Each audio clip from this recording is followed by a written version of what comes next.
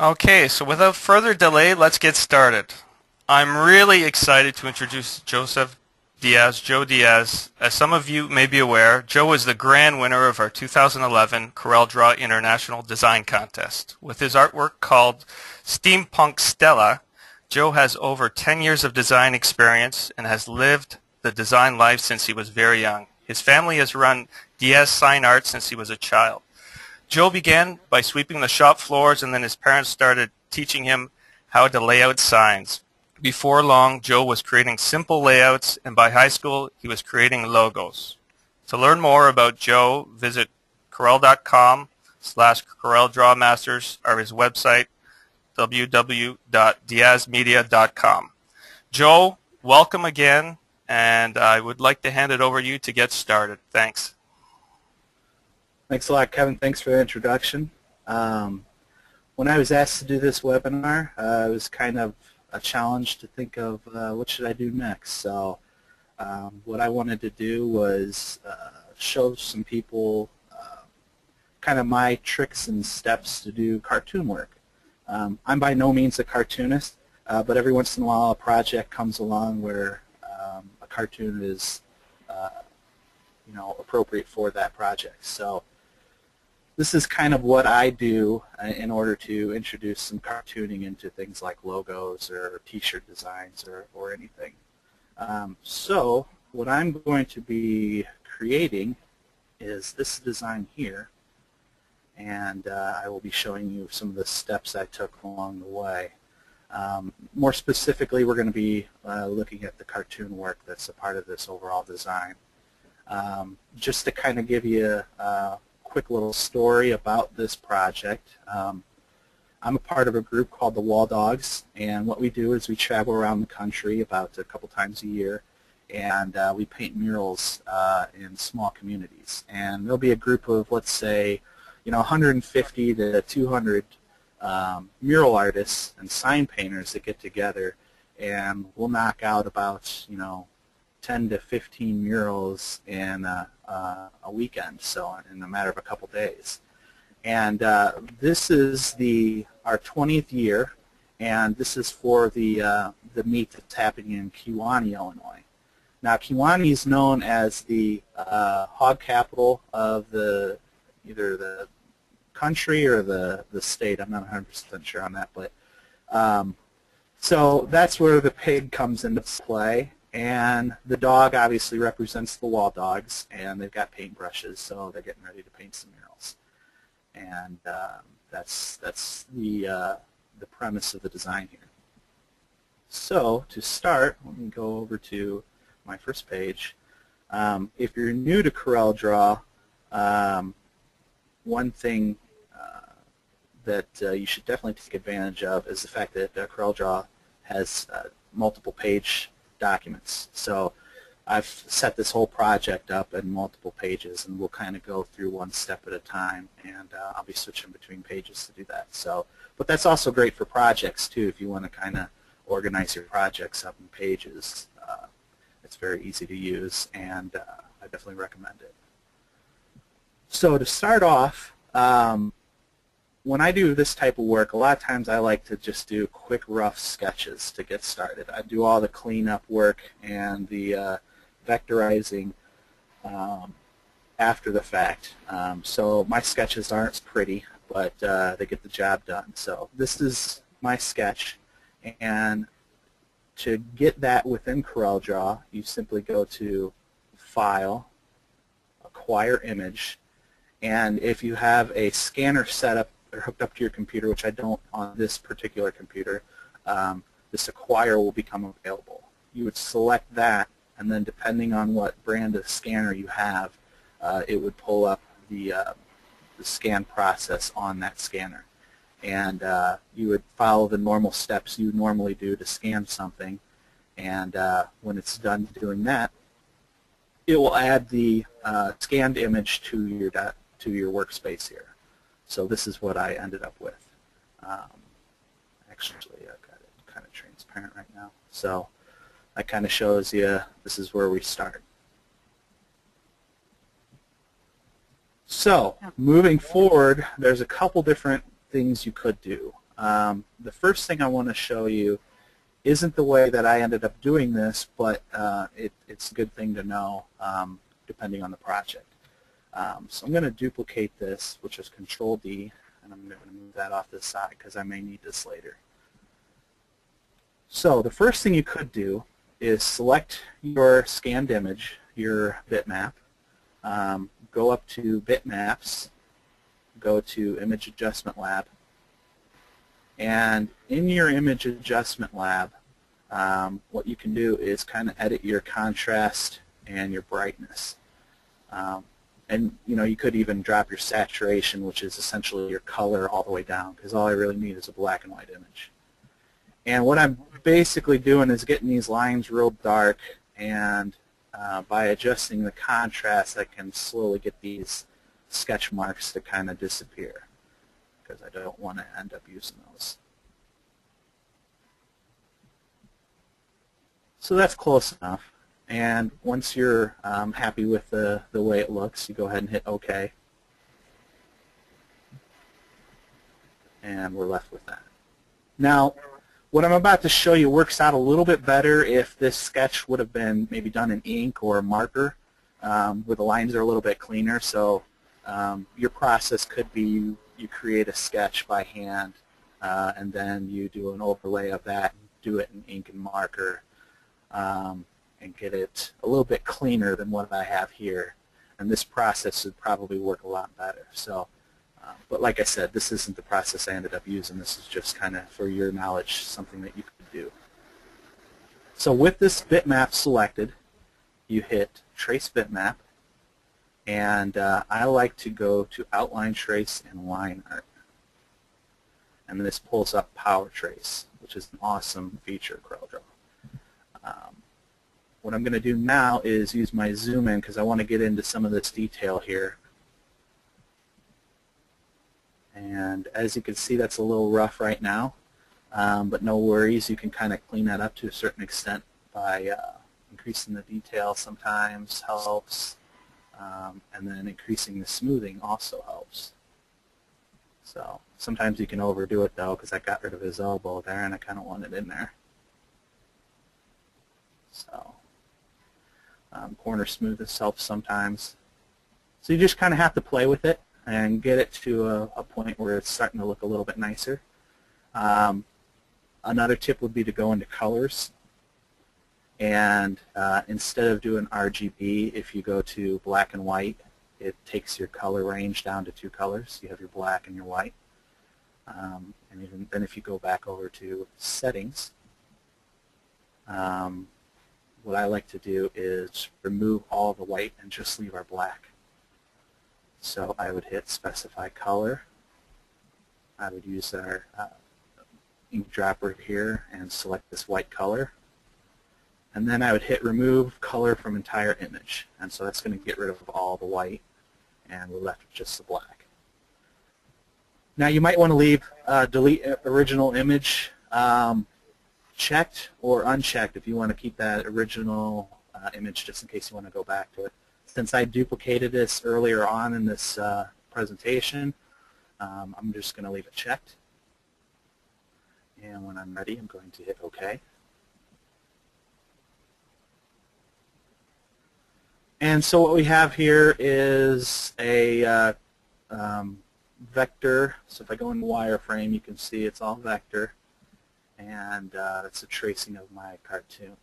Now, here again, this would have turned out much better if it were an ink and marker sketch.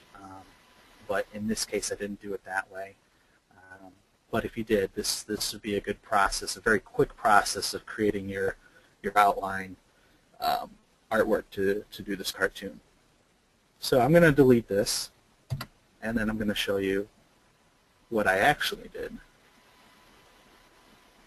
So, starting with the sketch here, what I like to do is either go up into the Image Adjustment Lab and kind of lighten this up like I showed you before, or go to your transparency tool here, and if you select Uniform, by default it's going to hit us in the 50 range, and that's fine for this case. what I'm essentially wanting to do is kind of create a very, I'm going to work over top of this, so I don't want those dark lines to compete with the new lines that I'm going to create. So once you get there, you want to right-click on this image and select Lock Object. And what that does is that allows me to create shapes and draw graphics over top of this. But I can't select this image behind here. So if that weren't locked and I were trying to select these, I would be grabbing this background image instead. So now that it's locked, I can't move that. So moving on, I like to really use this freehand tool. It's probably my favorite tool for doing this type of work. But there's other tools that I will show you here in a minute that will do similar things. The nice thing about the freehand tool is if you, and I've gone over this in other webinars before, but I feel it's important to kind of keep bringing it up because it's a great tool, and just in case you haven't seen those other webinars. So if we click and hold down the mouse button and just kind of draw something out, the freehand tool will follow the path that you took. Now, you'll notice it kind of tried to smooth that stuff out. To control that, you can go up here. So the higher that number is, the smoother it's going to make those lines. The lower the number is, the more accurate it's going to be. It's going to follow your movement. So if I go like this with it lower number, you can see there's a lot more to it. My suggestion is if you're using a mouse, you might want to have that cranked up a little bit. However, if you're using a tablet, sometimes it's nice to kind of have it in the high 20s, 30 range. So I'm using a mouse today, so I'm going to keep it kind of high, in the 89 range. The other great thing about the freehand tool, without switching out to another tool, you can simply click once and pull your mouse out to another place on the screen, and then click again, and that has created a straight line.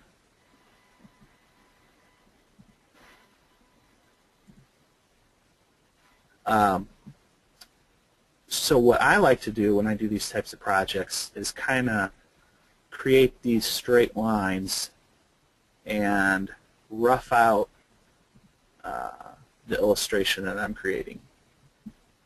Then what I do is I go to the shape tool here, I select that, and if you right click on anywhere on this line here, you have several options that become available. These options are also available up here, but sometimes I like to just get to them quickly by right clicking. Then I would select something like to curve, and by clicking with my left mouse button, I can now turn that into a nice curve. Now, in this shape tool, you can also double click on lines, and it will add a new node. And so now you can manipulate this line even further now that we have that node. So here again, to curve. And you can also delete nodes. You can delete nodes by selecting them and hitting delete. You can delete nodes by double clicking on them. Or you can delete nodes by going up here. So it does the same thing.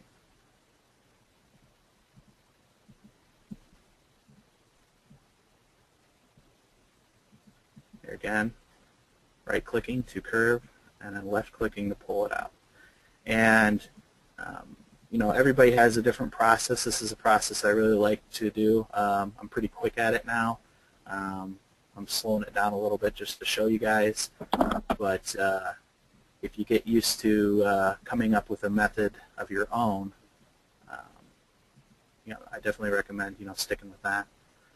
The other thing is, let's say we've got, let me let's see here. Where's a good place I can do that? Okay, so let's say we click here once,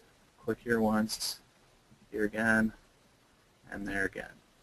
Now, let's say I know I want all of these to be curves. What you can do is select your shape tool, select the whole entire shape, and then go up here to convert to curves instead of right-clicking on each line individually. And what that does is that avoids using that right-click option, and it just converts everything to curves. And so now we can go like that. So it's just another way of using that. One more shape tool slash freehand tool trick. Let's say we've created this pocket here on the pig's overalls, and let's say I connected that line. But then I decided, well, I don't want to really connect that. I want to leave that open. What you can actually do is select one of these nodes and go up to this tool here and hit Break Curve. And what that does is that separates that so that it's no longer a closed shape, and it's now an open shape. And then I can double-click to delete that node.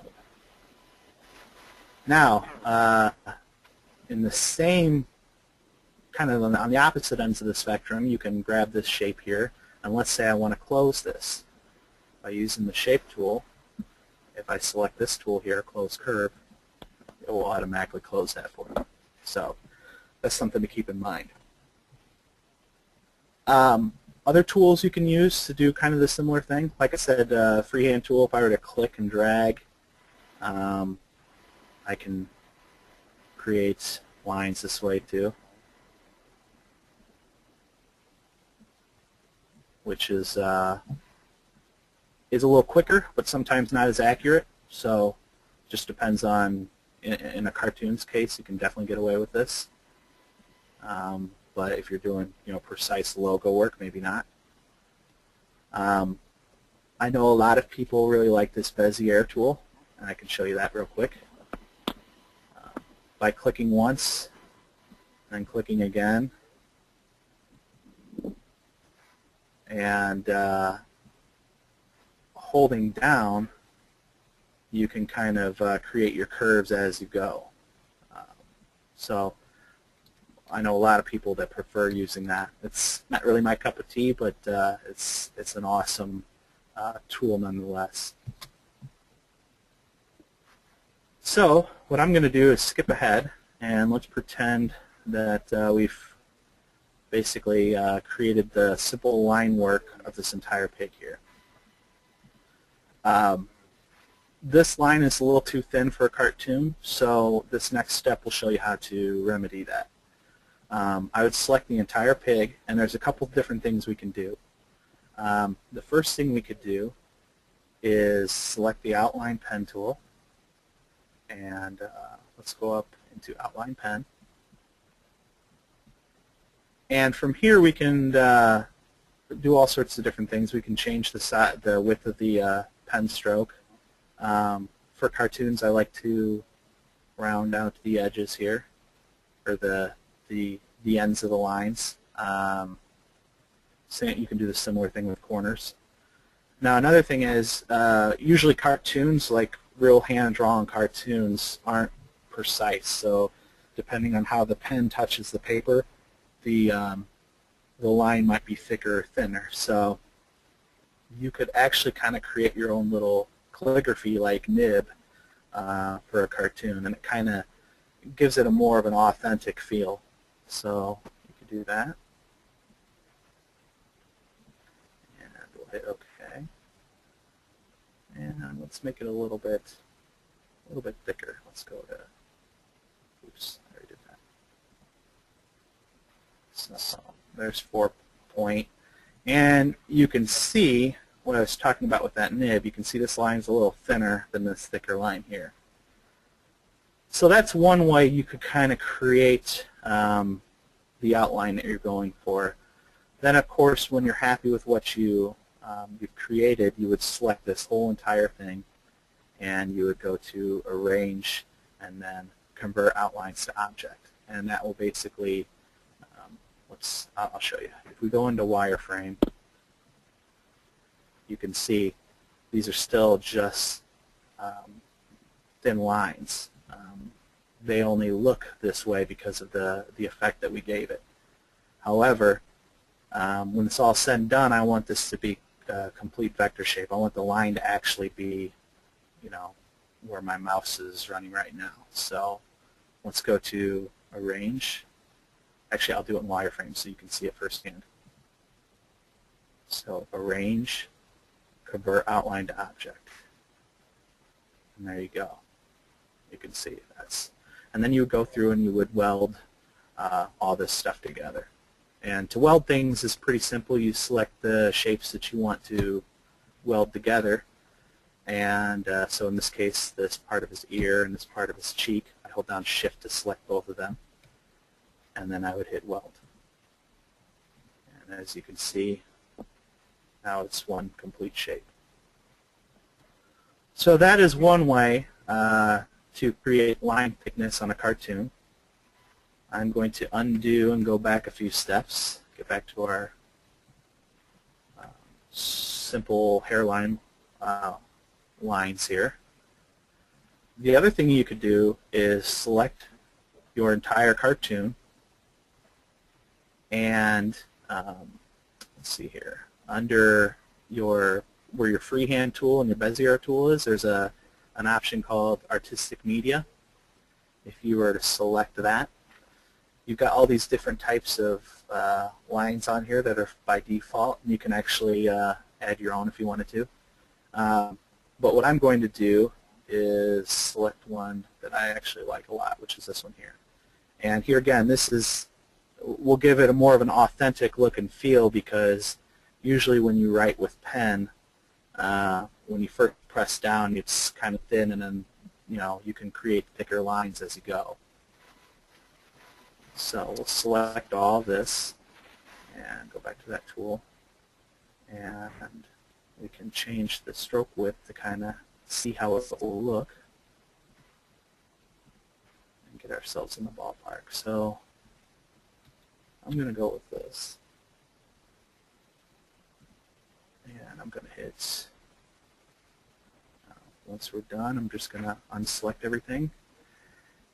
And it's close, this stuff is a little thin here, and the nice thing about converting this to vectors, we can go in and clean that stuff up as we go. So to do that, select the entire cartoon again, and go up to Arrange, and then in this case you want to hit Break Object Selected Apart. And if we go into wireframe, you'll notice that I've got the original lines here, but now I've got these new lines that I created here as well. And so what you would want to do is go in and delete these original lines, because we wouldn't need those anymore.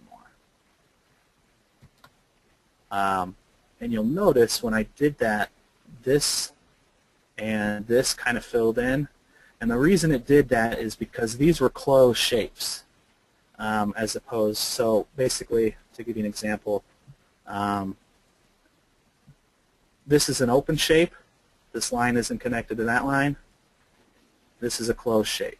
So let me show you again. It's an open shape. I can assign it color, fill color, and it won't do anything.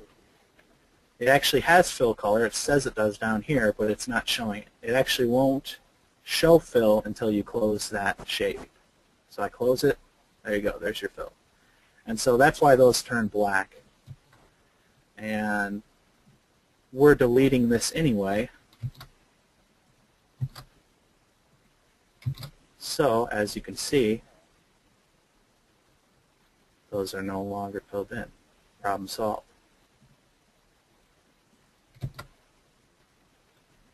So you kind of go through and you delete these lines as you go. And like I said, now that this is a vector shape, we can go in and kind of clean some of this stuff up. So let's say, for instance, I don't want that to be as thin there. I can add some extra nodes.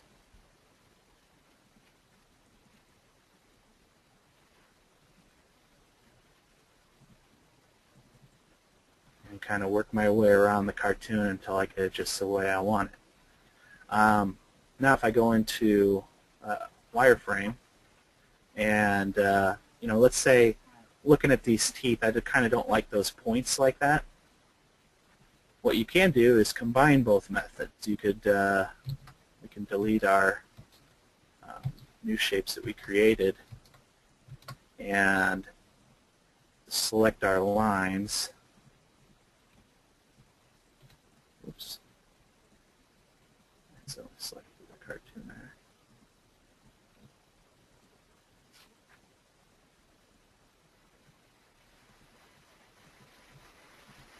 And go into Enhance. And go to our outline tool, our outline pen tool like we did earlier, and round those off. And using a combination of both methods, we can eventually create a cartoon that we're happy with. So I'm going to skip ahead. And here's what I ended up with. I eventually ended up turning this vector shape into a blue color because that's how the project's going to end up looking. But as you can see, we've got nice thick and thin lines. One thing you could do at this point is select this entire shape and break it apart. And by holding down Shift and selecting this very outside edge here, what I've done is I've selected everything else but this outside line. So you can see I'm using my arrow keys to move it. You can see this outside line's not moving because I don't have that selected anymore. So what we do is we'll go back into Enhance mode, and I will hit Shift Page Up, and what that does is that brings all those shapes I have selected to the foreground and leaves that outside line towards the back. So at this point in time, we're thinking almost like layers of construction paper, and we're gluing stuff together. So we're putting those shapes on top of the original shape. And then we can assign it just a random color. I'll make it a light gray. So now we can kind of see what we're doing. So here again. Now, what you would want to do from here on is kind of combine things together. So if I select this shape and I hit Combine, now I've got, if we had a background here, we've closed that shape there. So, but now I can actually go in and start assigning colors. And you might also have to, might help if you select all of the gray here and give it a black outline.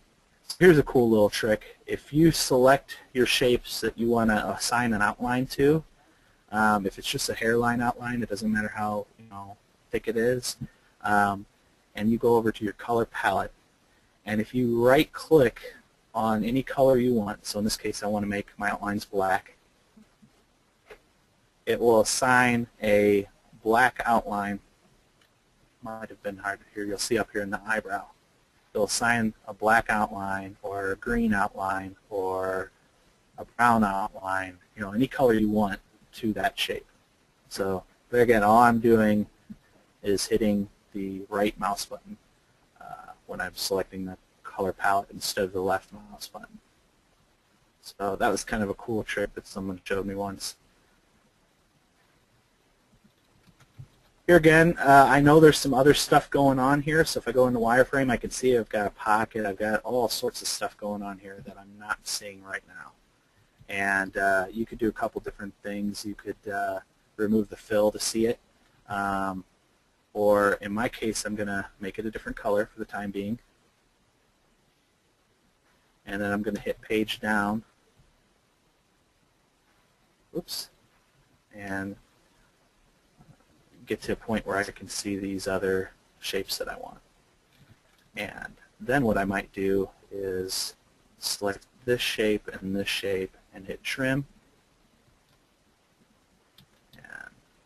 and this shape, and then I could hit combine here. So you could do a number of different things to kind of get this all put together.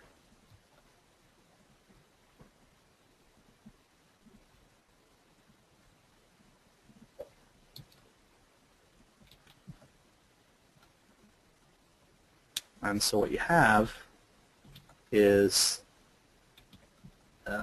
you know, your new shape, and then you can break that apart again.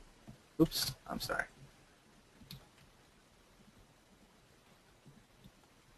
And then we can start assigning colors to different parts of the body. So I'd want his arms to be pink. I would want that to be pink. And you just kind of go around and add color as you go.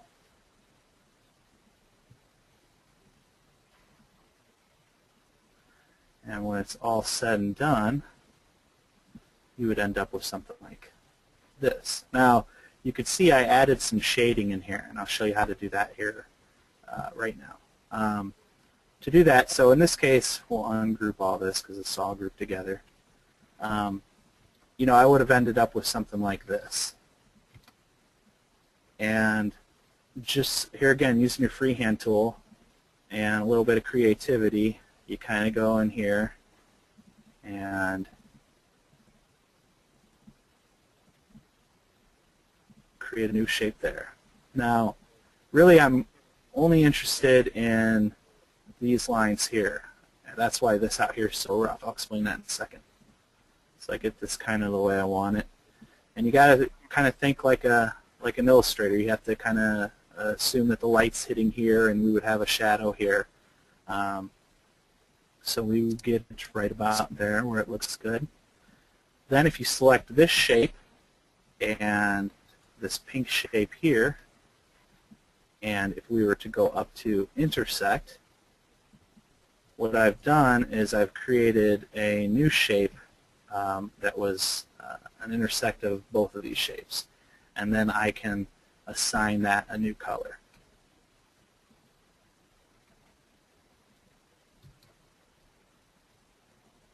And as you can see, we've got some stuff here that we don't want to do that with. Oops.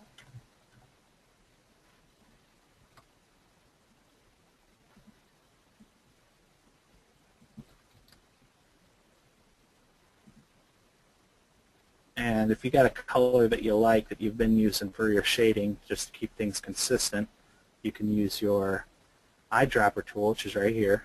And if you click down on this arrow, you got two different options. You have the attributes or the color eyedropper. In this case, I don't want to copy all the effects. I just want to copy a specific color. So I'm going to select that and select that. And here again, we could create, using the freehand tool, some nice shading.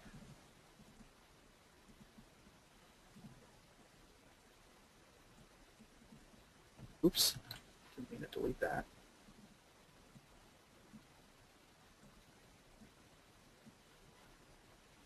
Get it kind of how you like it. Then select this shape and your pink here, and you would hit intersect. And we'll just assign it a random color for now. And then we can use our eyedropper tool to change it.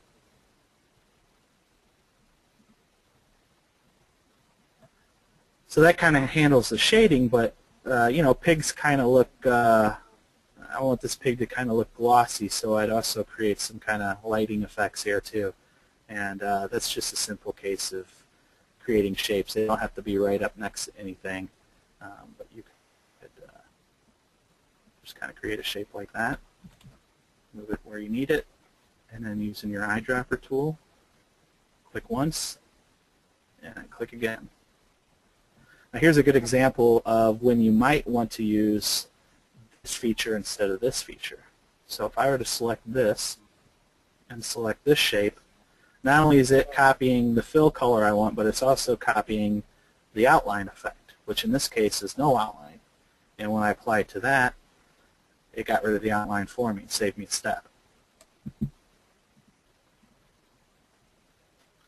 And so working through this illustration using those techniques, we've created a pretty nice looking cartoon that we'll end up using for t-shirt designs, marketing, because we've got to market this event.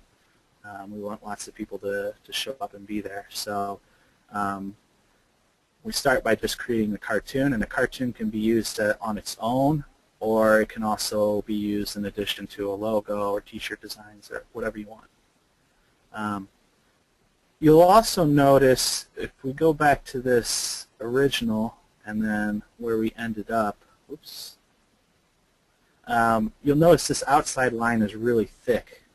And so a way you could do that, and I'll go into wireframe to show you, you can see that there's an extra line here. So if I were to delete that, that was more like what we started off with, and that kind of beefens it up a little bit.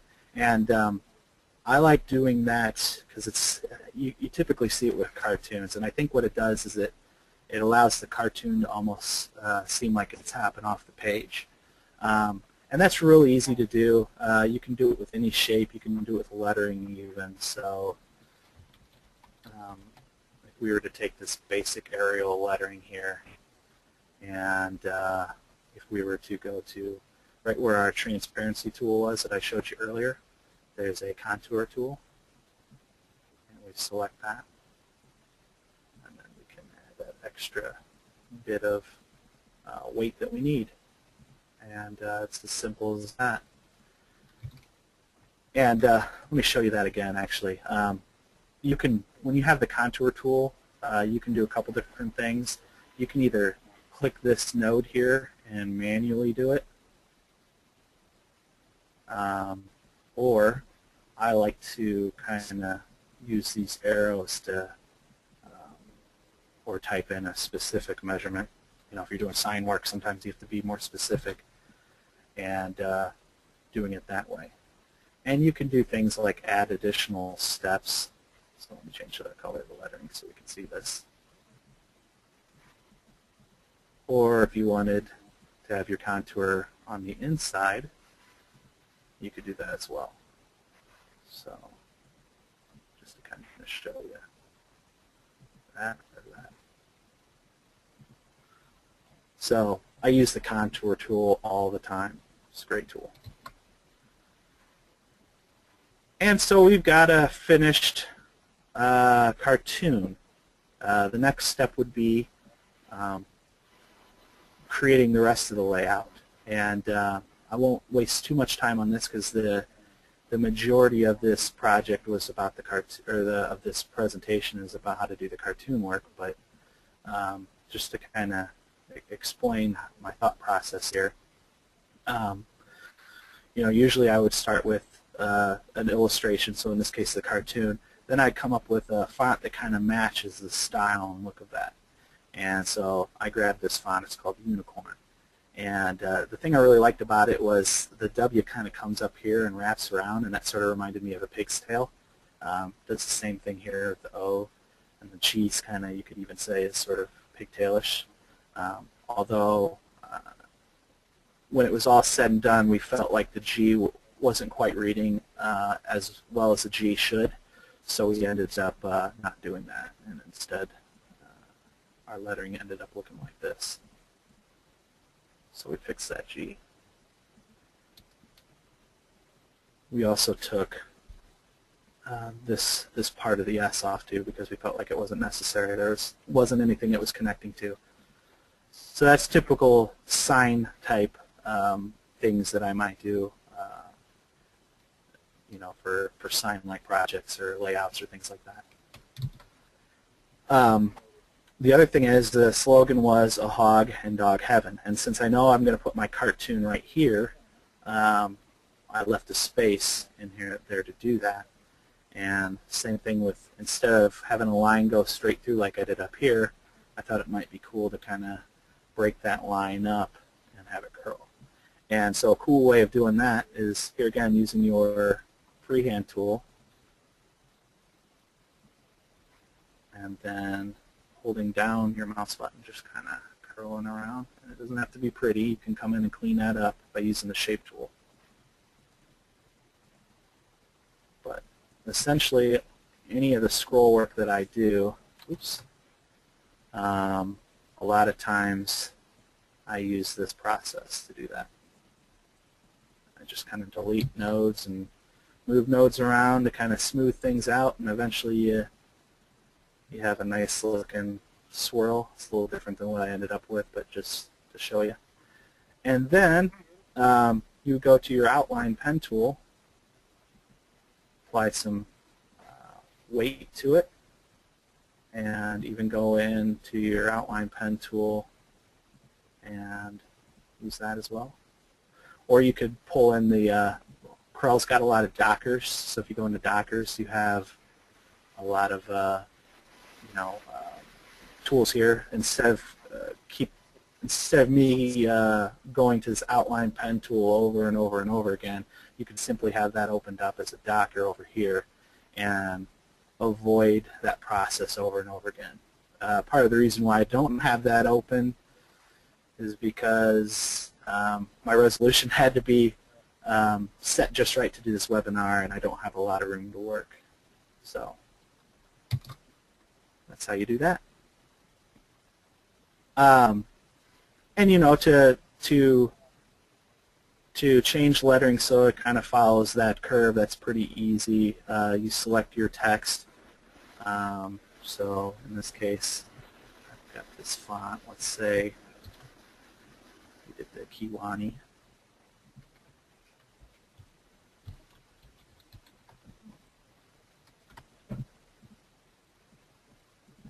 And if you select that, if you have your pick tool and you select the shape a second time, it gives you your rotate functions, and it also gives you your skewing functions. So that's how you do that. The way I got to follow this line, I actually take a shape. So in this case, let's pretend this isn't here. And I kind of get this real close to the line, and then I select the shape again to get these rotate and skew commands, and I just go ahead and I use the line almost as a guide. And then scale it up. And there you go. That's how we do it. And then just like we did with the cartoon, we would start adding color. You can see kind of the difference. Everything's still there, but we've added some kind of shading and color. We use colors from the actual cartoon itself, so everything ties together. And really, we kept the color palette pretty low. We've got our 3 blues here, 3 shades of pink, and 3 shades of tan, and that is all we need. But for a t-shirt, that would get kind of pricey, or it could be depending on the vendor you're working with. And so to do that, I can simplify it even more. So for this actual this meet that we're doing, t-shirts is kind of a part of the deal. The wall dog artists all get t-shirts. The public gets t-shirts. It's a promotional tool. It's also a kind of a take-home keepsake for the artists. So the t-shirts are kind of a big deal. So as you can see, the challenge is to create a design that can be used on multiple color t-shirts, but using the same colors. And so really we've simplified this design down to 4 colors. Well, 5 actually, if you count the white here. And that same design will work on tan, will work on, kind of works on green. Wouldn't be my pick, but that's something they wanted. And light gray, pink. So different color shirts. Here again, this is the the full color deal. And then lastly, you can even simplify the design, since everything's in vector and it's a possibility, to one color designs. So these would be your kind of low-end, cheaper shirts. But they still look good and the design's still there. So there's always a possibility for that. And so here's kind of a few examples of some other cartoons I've done using the same process. Pretty easygoing stuff.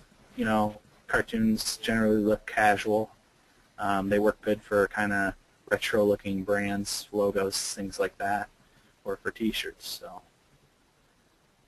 that would be about all I have for today. I'm ready to answer some questions, though. Joe, great job. That was really interesting to see how you created the cartoon and got it to the final product. I appreciate you sharing that today. We do have some questions, and one of the first ones was you mentioned that you can create your own artistic pen stroke. How do you do that was one of the questions. Ooh, that is a good one. Let me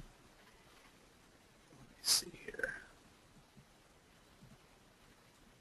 And that is one that I probably don't know the answer for today, unfortunately. I did it a long, long time ago, but I'm just so used to using these Corel defaults. If you'll notice, you can also go into the brush tool here, and we've got some other artistic tools available. You can see up here, this is where you would actually browse for the tool or the actual stroke that you've created. But that's kind of that would kind of be a seminar in itself, because it's, you know, you have to actually create the path in CorelDRAW first, then save it as an actual stroke that you can end up using for different things. Maybe one thing we could do is track down the tutorial that I used to figure it out and post that online for you guys to check it out. Yeah, that's a You good. can see there's all sorts of different calligraphy. You can do these kind of random objects. So lots of cool stuff in here. The sprayer does some neat stuff too, just depending on the project. That might be cool for kind of a fun banner for somebody. But yeah, that's kind of a little more of a complicated. I wish I could answer that quickly for you, but I just really can't. That's something I'll help look into for Les as well. Another question, any specific reason for using a freehand tool instead of the Bezier tool to draw?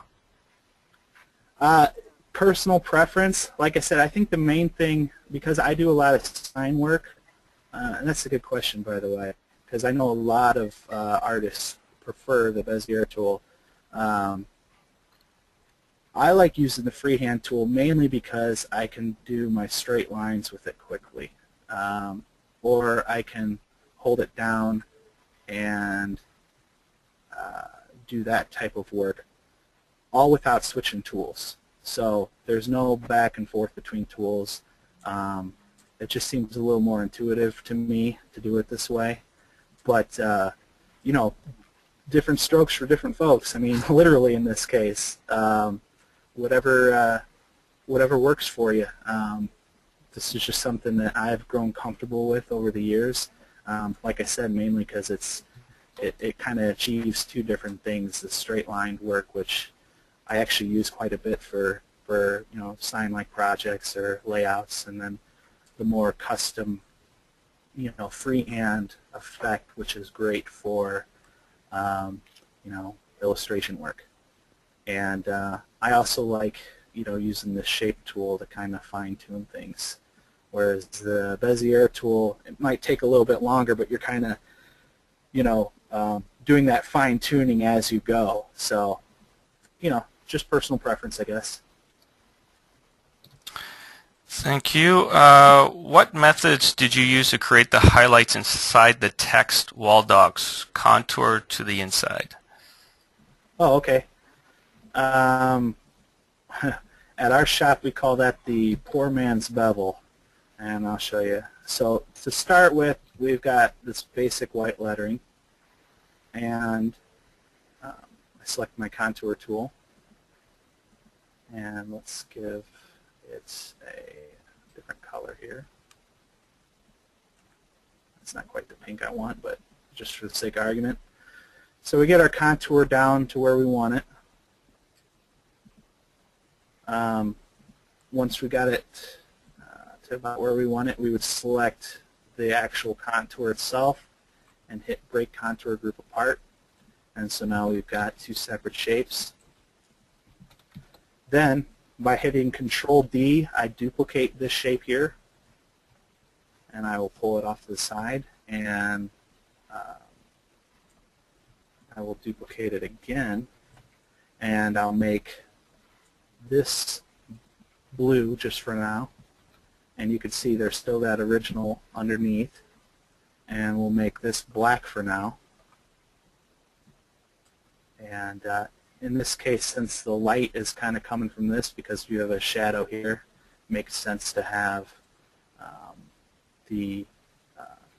if you do it this way where your bevel's this way, then it looks like that is sticking forward, whereas if you did it kind of the other way, it makes it look like it's recessed. So it just kind of depends on how you think it should be. So by selecting both this black and the blue and going up to trim, I've created that kind of recessed look. And you know, in this case, this would be that pink, and this could be the dark pink. And so that kind of looks like it's three-dimensional, like it's kind of sitting back in there. And we call that the poor man's bevel because it's just a real simple, quick, and easy bevel. And I don't know why we coined that term, but it's it's one that we use at the shop here. So that's how we do that. Thank you. Another question, why did you prefer intersection instead of smart fill to create shadows? I guess I only really use the smart fill if I've got all sorts of shapes already created, and I select the entire thing and let CorelDRAW do its job. But when I'm in the nitty-gritty and I'm just doing little parts at a time, it's just something I'm used to using. And I think it all kind of goes back to that intersection tool is available on CorelDRAW before the smart fill tool was. So I just kind of got used to doing it that way. But yeah, for those of you that don't know, if you have two intersecting shapes, you can use the smart fill tool to create a new shape. So that's a good point. I mean, it's just like I said. I think it's just something I'm used to, because I'm up there doing weld and trim and using those features anyway. I'm just kind of used to going up in there and using that anyway since I'm up there. So, but that's a good question, and that's a cool tool. It's something that's a little bit newer in CorelDRAW.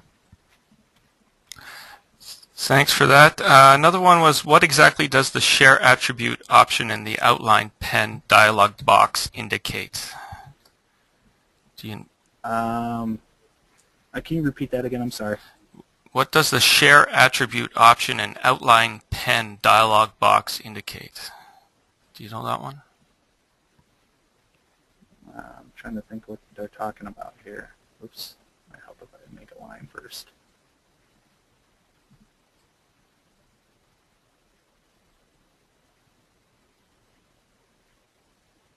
Oh, this here? Not 100% sure. Never use it.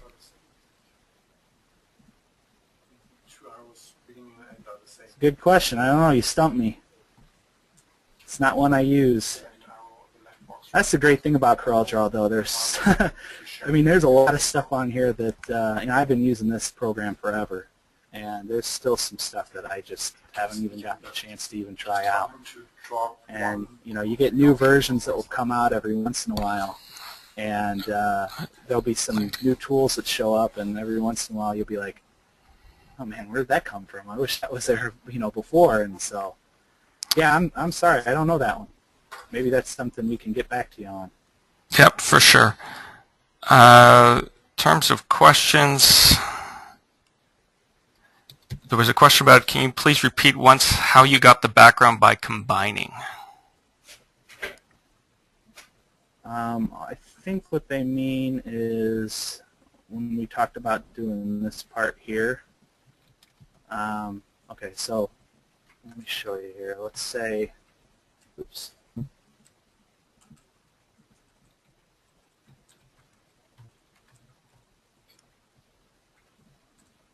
So let's say this was broken apart, which is how it would start out in this case. And if I got rid of the fill and we just kind of went with an outline here, you can see this shape is still there. With the fill, you can't. So it's there, but you can't see it. So you would select both of these shapes and you would hit combine. Now, the reason why that's important is, let's say we had it over top of another shape or a background, and let's say that background is red in this case. If I were to just make that a white color, that would be fine. Or I could just make it a red color and it kind of give it the illusion that it's, cut out. But if I were to change this color, then I'd have to go in here and change this again. So if you select this shape and you go to combine, now no matter what I change this color to, it's always going to come through. So it's basically just a way of, even with lettering, if you've got, if we were to convert this to curves and break it apart, I could make this white. And I could make this white, but then when I move it over top of the yellow, that becomes a problem. So by selecting everything and hitting combine, that no longer becomes a problem. So I hope I answered that question correctly. I wasn't 100% sure what they were talking about, but I think that's what they were asking. Thanks. One final question before we're out of time here, Joe, was just where do you increase the number for freehand tool? Okay, so when you create a line using your freehand tool, whenever you have the freehand tool selected, so if you're in freehand tool mode, I guess you put it, you'll notice you'll have all of your options that are available for that specific tool. And that goes for almost any tool here. So if you go to zoom, you've got your zoom tools. If you've got circle, you've got your circle tools that you need. So same with freehand. If you go to freehand, your tool is going to do that. It's going to be up here, and it says freehand smoothing, and you just kind of adjust that accordingly. And that's how you get to that. You can even do things like dotted lines and all sorts of stuff. So. Well, thank you, Joe. We're running out of time here, so I really want to thank you for sharing some of your techniques today, Joe. That this has been great. I want to thank you and everyone for your time and interest in CorelDRAW Graphics Suite X6. I'd like to let you know that if you'd like more information on CorelDRAW Graphics X6 or to download the free trial version, simply visit corel.com/CorelDRAW. And just for your information, next month's webinar will be happening on Thursday, May 9th, 2013 at 12 to 1 p.m. And Suzanne Smith, CorelDRAW specialist and trainer, Suzanne Smith will provide you with techniques while working with lenses, effect brushes, and special effect filters in Corel Photo Paint X6. To register, go to corel.com/CorelDRAW-webinars. We hope you can join us, and I want to wish you all a great day. For those of you who did join and who have been asking about the recording, we have recorded this session, and we will be circulating that over the next few business days. So it will be posted on the site, and you should get an email. So thanks again, Joe. Much appreciated. Thank you. Thanks everybody for taking the time and watching us. Thanks.